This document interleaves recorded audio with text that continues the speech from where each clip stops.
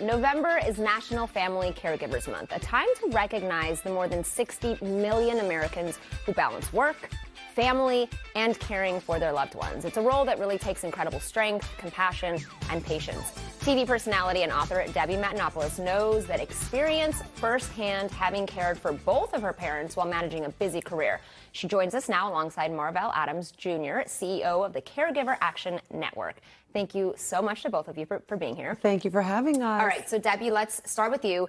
You were the caregiver for your late father, really in the height of your career, and now you're caring for your mom. I am. What are some of the challenges that you've been facing? Oof, well, there's so many challenges. I left Hollywood truly at the height of my career and went back to Virginia to care for my dad with my mom for 3 years because he was diagnosed with ALS.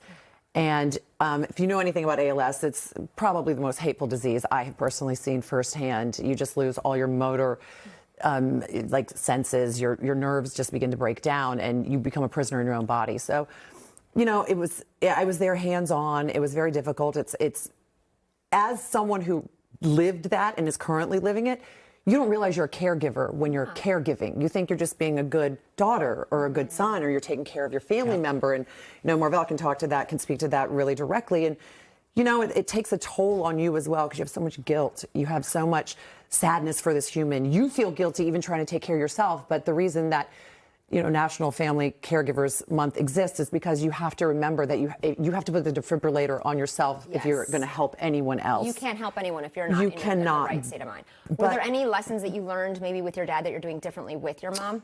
Well, I mean, there's so much different technology today. There's so many different apps and so many different things that exists now that didn't exist with my father. For instance, for my mom, who she's still healthy right now, but I'm trying to get ahead of it. I'm making sure that I can actually monitor her daily routines, all kinds of things. I'm using this app personally. I use this app called Nomo Smart Care.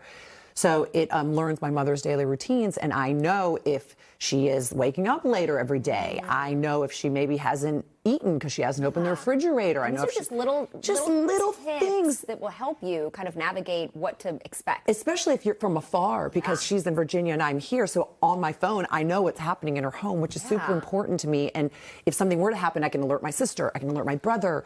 I can, you know, there are these panic buttons that she can press and make sure that she is, you know, she's well looked after, even if someone's not in the home. Absolutely. Okay, so Marvell, you're the CEO of Caregiver Action Network. So tell us about this nonprofit. So Caregiver Action Network has been around for nearly 30 years, and we've always led the charge for National Family Caregivers Month. And part of our mission is really to help caregivers like Debbie and the millions across the country to be able to manage caregiving, which is just such a monumental task. And so everything we do is of no cost to caregivers, and we support them, whether it's through advice on technology, whether it's helping them with their own mental health needs that day. They can reach out to us.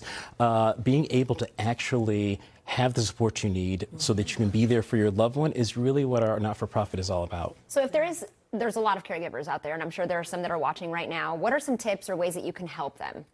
So one, being able to know that, just like Debbie said, you have to be able to take care of yourself in order to take care of others. And so we really pay a focus on making sure that not only we're supporting that caregiver, but how are we supporting you in your own humanity? But even beyond that, tips around being able to know that there are ways to manage and help support what your needs may be, being able to reach out to us through our national help desk for caregivers, being able to check out nfcmonth.org for a whole cadre of subjects that can cross over different subject matter needs, different conditions, to really provide information that are going to help people right now. Because caregiving isn't just a stitch in time, as you can say. And it's going to continue. And the longer that we live, if we are lucky enough to live long enough, every single one of us will be a caregiver at some point in our life. Oh, yeah. You know, I mean, we are part of, and you have kids, then you have your parents. That's the sandwich generation. That's us.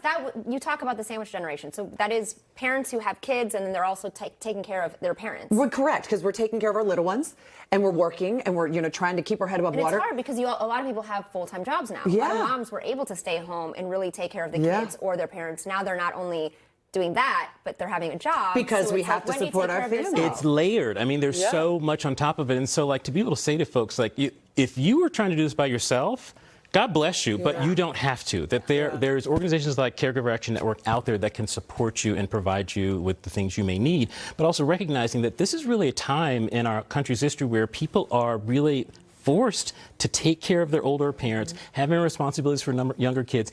And it usually doesn't stop there. No, it's usually it's the neighbors, it's the grandma, it's the other parts of the family. So you have a campaign, Plug into Care. Really quickly, what is that? Yeah, so Plug into Care is all about providing resources to caregivers where they are when they need them. And so it allows them by going to nfcmonth.org to get all the resources they may need for their caregiving responsibilities now, but all throughout the year. Amazing. Thank you so much to Maribel. Debbie, thank you so much for coming. And of course, you can always help and donate. If you need help, reach out because you don't need to do this by yourself.